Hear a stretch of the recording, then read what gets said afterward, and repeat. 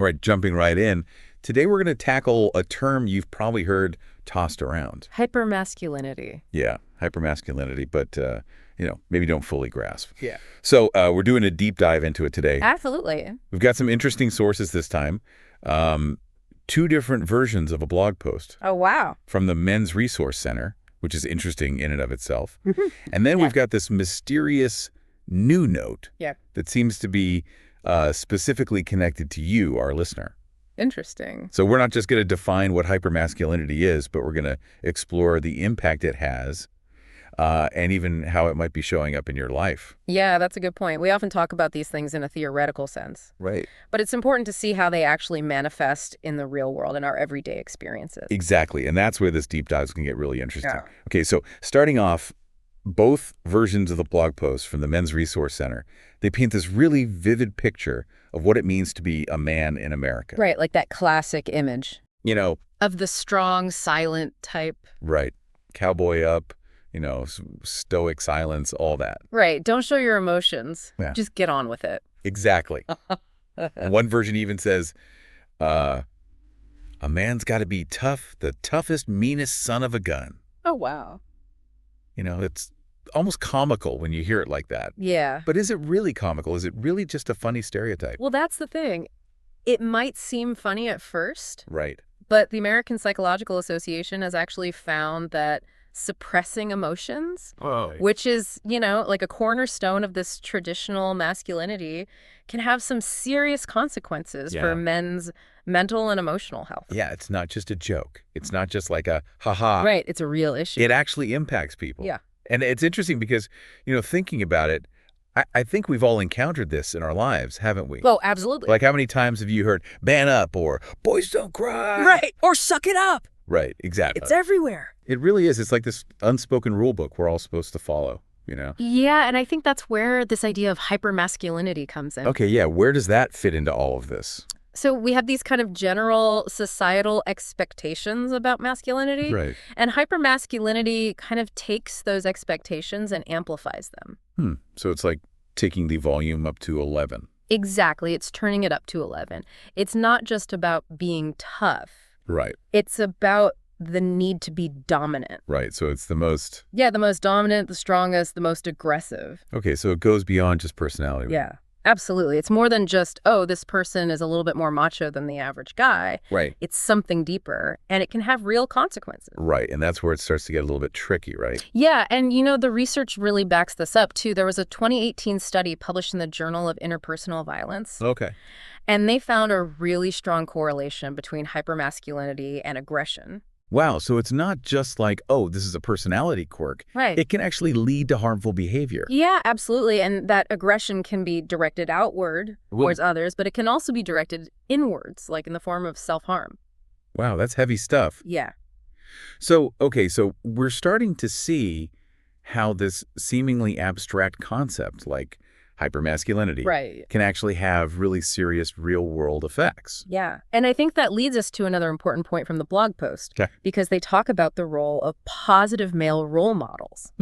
Yeah, they have this line that says, without positive male role models, the path of least resistance is often towards these extremes. Yeah, and I think that's so important to consider. Right. Because if you're not seeing healthy examples of masculinity, right, you're more likely to gravitate towards these exaggerated and potentially harmful versions because that's all you know. Exactly. So it's not just about, like, absent fathers. No, not at all. It's about the types of male figures that young men are exposed to, whether that's in their families, their communities, or even the media. Right, so the environment plays a huge role here. Absolutely. And, the blog also mentions distressed communities where violence is more prevalent. Right. And think about it. If a young man grows up seeing violence as a normal way to resolve conflict or to assert dominance, it's more likely to become a learned behavior for them. Wow. So it can be like a cycle that just keeps perpetuating itself. Exactly. And it's tough to break.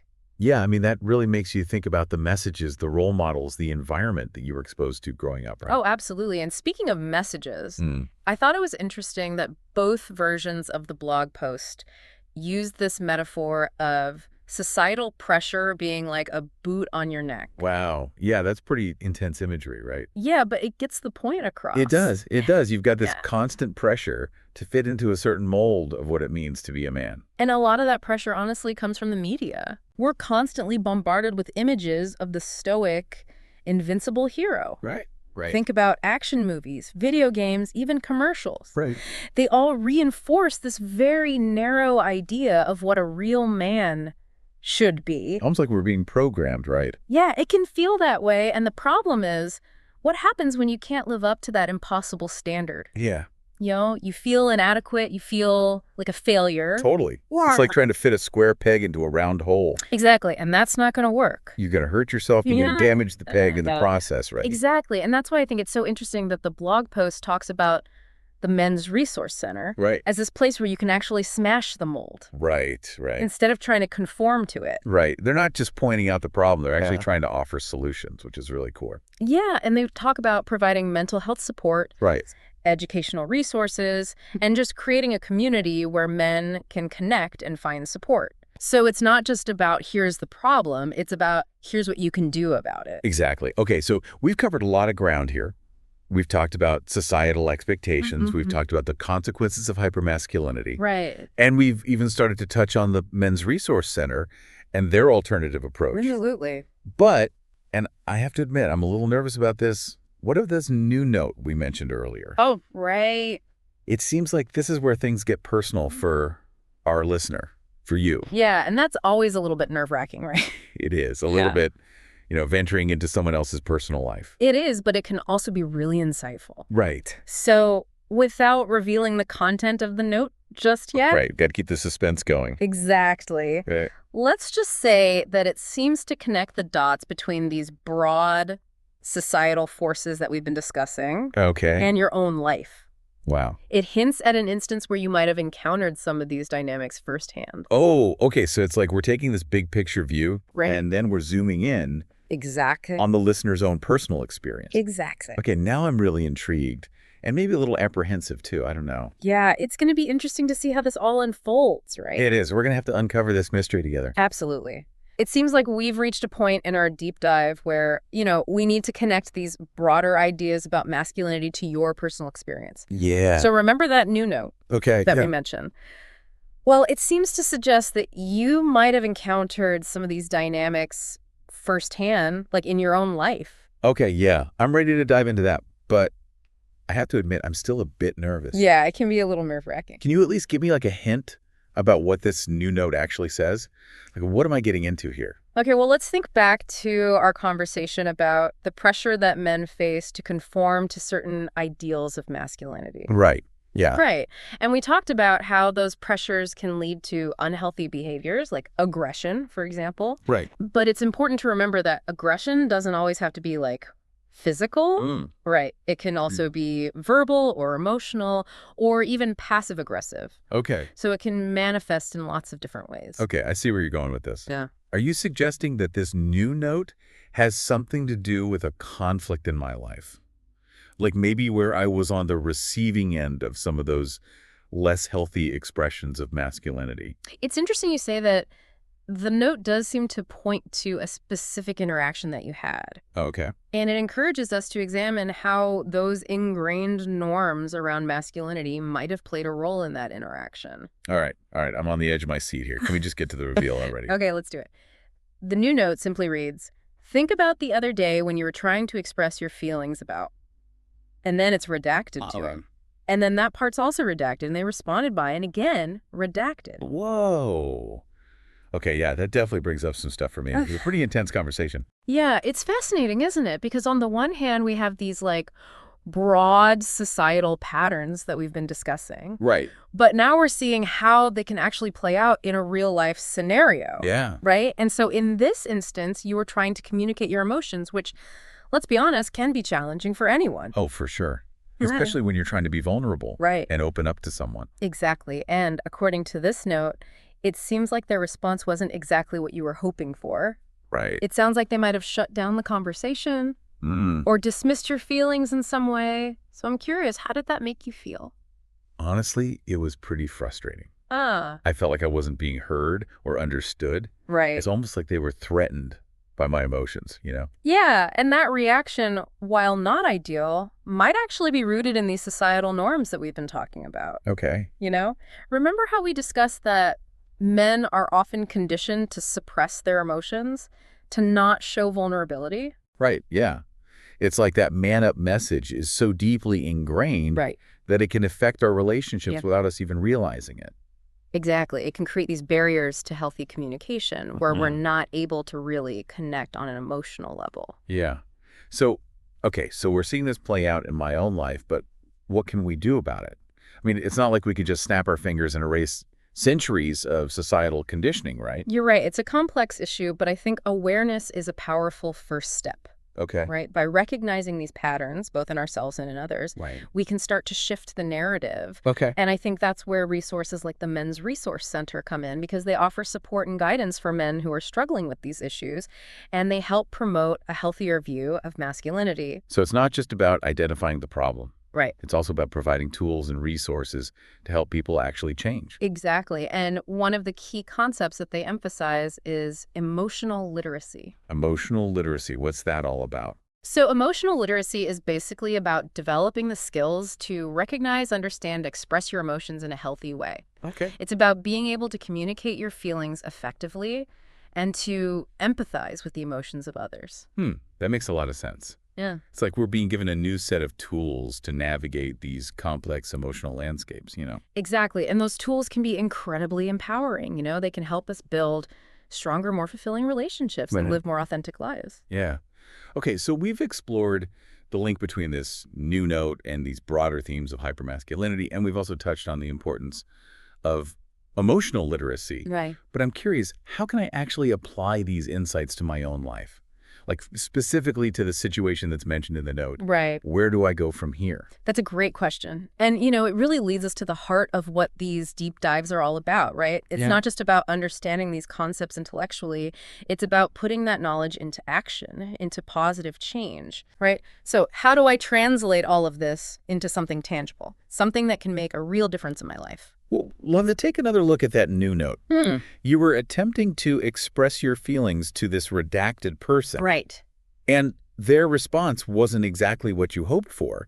So how might you approach that conversation differently in the future, armed with this new understanding of emotional literacy and the impact of societal norms? That's a challenging question, but I think maybe I could try to be more direct about my needs in that kind of conversation. Instead of just hoping that they'll understand, I could be explicit about what kind of response I'm looking for. That's a fantastic starting point. Clear communication is key. Right. It's about setting healthy boundaries and being assertive about your emotional needs. Yeah, and maybe I could also try to be more understanding of where this other person is coming from. They might not have the tools or the experience to deal with emotional expression in a healthy way. That's a very compassionate perspective. Yeah. And it's important to remember that we're all products of our conditioning. Right. It's not about blaming or judging. It's about understanding and empathy. So it's about having compassion for ourselves. Yes. And for others, even when we're struggling to communicate effectively. Precisely. And that compassion can be a powerful catalyst for growth and change, both individually and collectively. Wow. This has been a really eye-opening deep dive. I'm starting to see how these seemingly abstract concepts actually play out in my own life and relationships. And that's the beauty of it, isn't it? It's about connecting the dots between the personal and the societal, the intellectual and the emotional. Yeah, I definitely feel those connections firing right now. And as we wrap up this part of our exploration, I want to leave you with one final thought-provoking question. How might your awareness of these themes of masculinity and societal pressure influence your interactions with others? Not just with this redacted person, but with everyone you encounter. Wow, that's a powerful question. I'm definitely going to need some time to ponder that one.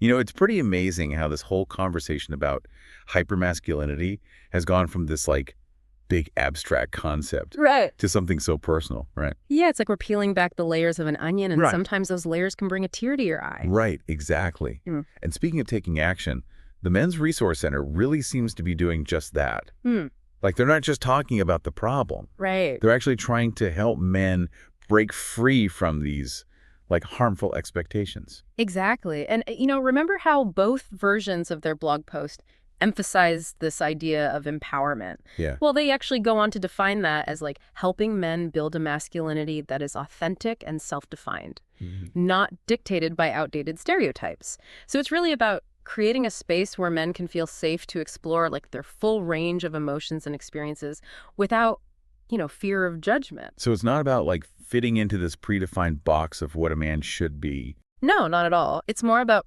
providing the tools and support to build a healthy, authentic version of masculinity that works for you as an individual. Right. That makes sense. It's about fostering emotional literacy, building strong communication skills, and creating that sense of community where men can connect with and support each other. Yeah, that sounds incredibly valuable, especially in a world where, those traditional, often restrictive ideas of masculinity are still so pervasive. Yeah, absolutely. It's about challenging those norms, not perpetuating them. Right. And I think that's something we all have a responsibility to do, right? Yeah. We can all play a role in creating a more equitable and just world for everyone, regardless of gender. It really makes you think, like this whole deep dive has given me a lot to think about. Yeah. It's made me realize that these societal pressures and expectations, they're not just like abstract concepts, Yeah. They have tangible consequences in our lives, in our relationships, even in our own sense of self. And that awareness, like you said, is crucial. Because by recognizing these patterns, by understanding where they come from and how they impact us, we can start to make more conscious choices about how we want to show up in the world. It's about taking ownership of our own masculinity, defining it on our own terms, and challenging those, those harmful norms that limit us all. Exactly. It's about creating a world where everyone feels empowered to be their authentic selves, without fear or shame. Right. And organizations like the Men's Resource Center, they're really paving the way, providing those resources and support for men to embrace this new, more expansive vision of masculinity. That's a powerful message to leave our listeners with, for sure. Yeah. It's about recognizing that we all have the power to choose to challenge those outdated norms and create a more inclusive and fulfilling world, like for ourselves and for future generations. Yeah, absolutely. So, as we wrap up our deep dive into hypermasculinity, remember, the conversation doesn't end here. Okay. Keep exploring, keep questioning, and keep challenging those limiting beliefs. And if you're looking for support and resources along the way, organizations like the Men's Resource Center are there to help. Remember, you're not alone in this journey. Until next time, keep diving deep.